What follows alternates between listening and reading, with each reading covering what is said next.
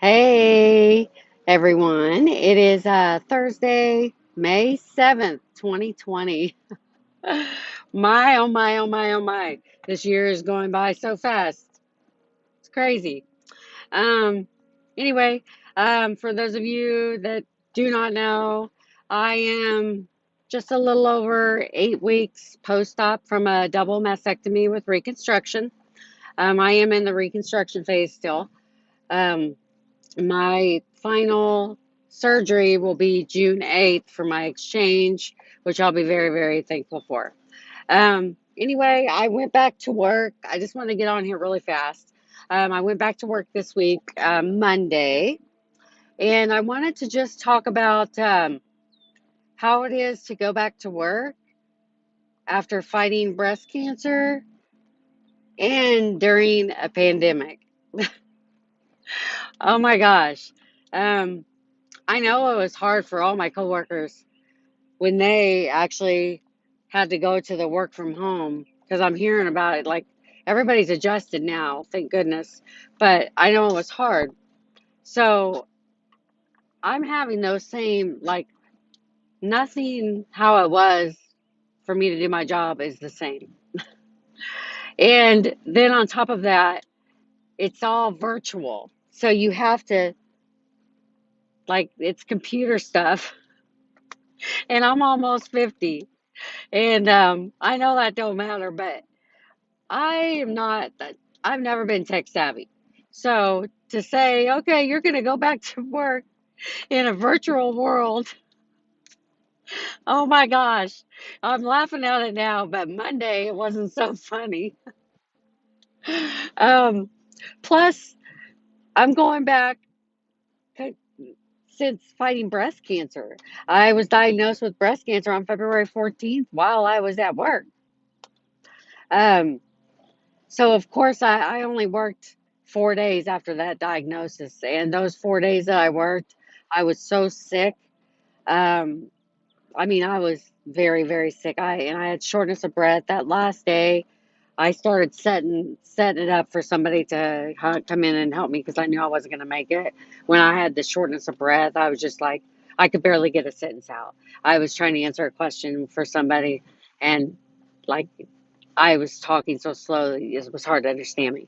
So that's how I left my job. And I work for an essential company. Um, so when you go back to work, whether uh, it's there or here, or whether there's a pandemic or whatever, you have to come back virtual. There's no other way to come back. And I'm okay with that. I know that God definitely ordained all of this for me, because the best way for me to go back to work to get adjusted again is to be at home, for one thing.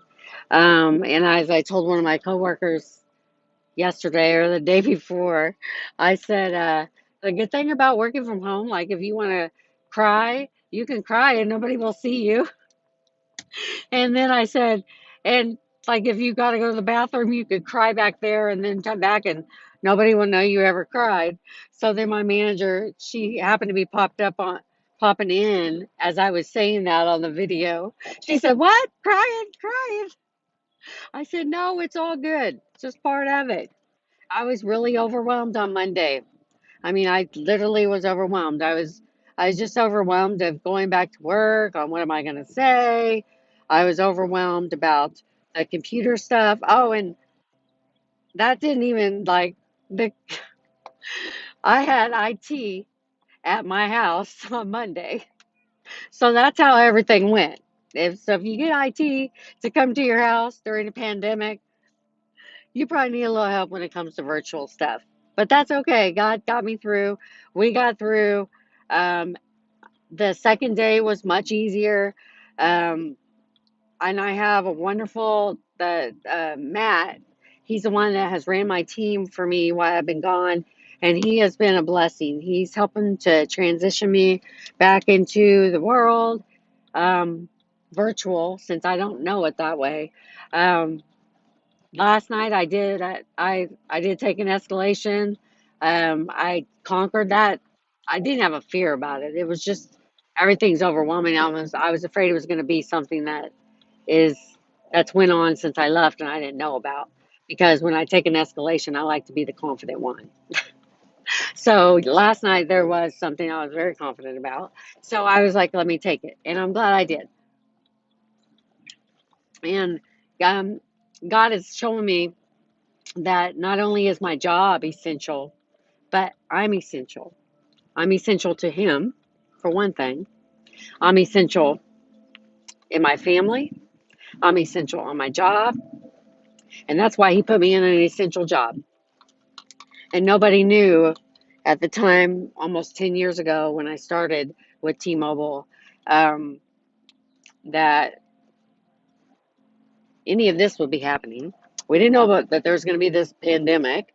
Um, I didn't know I was going to have breast cancer, but it happened. And I'm thankful. I'm thankful for my employer. I'm thankful for all of the people I work with, all the love and prayers. And just they have poured out love for me. Um, like all the special notes, which meant so much to me. And I told my manager that all those notes, oh my gosh, they meant like anytime I was feeling down or not strong, I would read those notes and I was like, oh my gosh. And then now I'm realizing I am essential. But anyway, on the breast cancer side of it, um, when I went back to work on Monday, I was really, really, really tired. So I hadn't been that tired forever. Like as soon as I logged off the computer at I think it was 5 after 9 or 10 after 9, something like that. I literally went to the bathroom, brushed my teeth, washed my face, and got on the couch because I'm still sleeping on the couch because I have to sleep pretty much sitting up for me to be comfortable. So I mean, I was on the couch like by 9:30. I was out. I didn't look at my phone. I didn't care. I was so tired, and um, so I said, okay. I see what we're gonna do. I'm not gonna have the breast cancer fatigue, okay? I've got too much to do. I gotta get back to doing things so I can start testifying of the goodness of God and that I can actually help people that's going through breast cancer, or I can just be that voice to tell these women to go out there and men. Men need to check too. My grandfather had breast cancer, which is that's why I it's very rare that a man gets breast cancer. So of course my oncologist ordered the risk test, and when I told him that my grandpa had breast cancer, and sure enough, I have a very rare genetic um, cell that gave me like an almost sure chance to get breast cancer. So I just want to be that voice. Like I want to be the voice to young people to be like, know your genetics, know your family history, your medical history. You need to know that. Um, and make sure you can access it or whatever because it's so, so important. Um, and then I'll be the voice to the women that think it's like before where it hurts to get a mammogram. I'm going to be the voice to them to let them know, hey, they have 3D mammograms now. It doesn't hurt anymore. And then I could also be the voice to the women that just procrastinate and say, I'm going to set my mammogram. I'm going to set my appointment for my mammogram. I'm going to do it. And then next thing you know, it's 3 and 4 years down and they still haven't done it. So I want to be that voice to those women to let them know, OMG, the only reason why my experience has been good, if that's what you want to call it, a double mastectomy with breast cancer, the only reason why I am having an amazing, well, besides God, we already, everybody knows God is the reason why I'm even here. Um, but it, the reason why I was able to get a nipple sparing mastectomy is because I had a routine mammogram. A routine mammogram. I have dense breast tissue. I didn't know anything about nothing about breast cancer. I never even knew I had breast cancer in my family. So I was just going since I turned 40 to get my mammograms because I've always went every year to my OBGYN. Um, I just take care of myself because I want to live and I want to be here for my kids and I want to watch my grandkids grow up. So, whew, wasn't supposed to cry. Anyway, I want to be that voice to those women to let them know, hey, don't wait. It's no big deal. Just go get your mammogram. If they say they need to take a second look, go ahead. You know, I had like 9 mammograms before this one. So it's not like, oh, I'm getting a mammogram, they're going to tell me I'm breast cancer. Don't let that fear keep you from getting a mammogram because the only reason why I'm going to be looking halfway like myself is because I did a routine mammogram. Um, and then, like I've always said, I'm that voice to testify about God because God is the only one I've had by my side. This I thought I was going to have my sister, my friends, my mom. I thought I was going to have all this support, but then after my surgery and when I got out of the hospital, everything was shut down. I had nobody. My husband, yes. Thank God for my husband. He has been a blessing and he's been so understanding and caring. He's given me my space. He lets me cry if I need to cry. Um, I just can't, I love him. But I've only had God.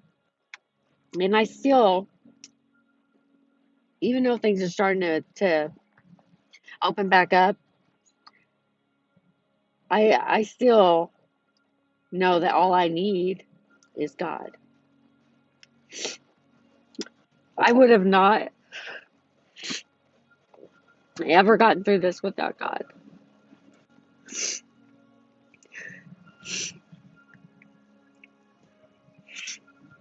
And He has shown me so many things. He really is. Um, and Anyway, wasn't supposed to be crying, and I'm not trying to be crying before I go back to work, start work today. Um, but with the breast cancer fatigue, yes, I'm still very tired. Um, but I'm gonna beat it because once I saw, oh my gosh, I'm tired. I said, I'm gonna show you fatigue. So I upped my walking. I'm walking 3 miles in the morning before I log on. And then on my lunch break, I'm going on a 15-minute walk around the block. Um, and that gives me that extra push for the rest of the night after that. But I'm gonna make it, and I'm gonna push through this fatigue because, as I said before, I'm not the type that's gonna be fatigued. Anyway, I wasn't supposed to last this long on this video, but I'm gonna go and I'll be checking in again because I have like lots of other little videos that I need to do to track my journey. Um, One thing God revealed to me today as I went on my walk in the park is that yes, I'm essential. I'm essential to Him.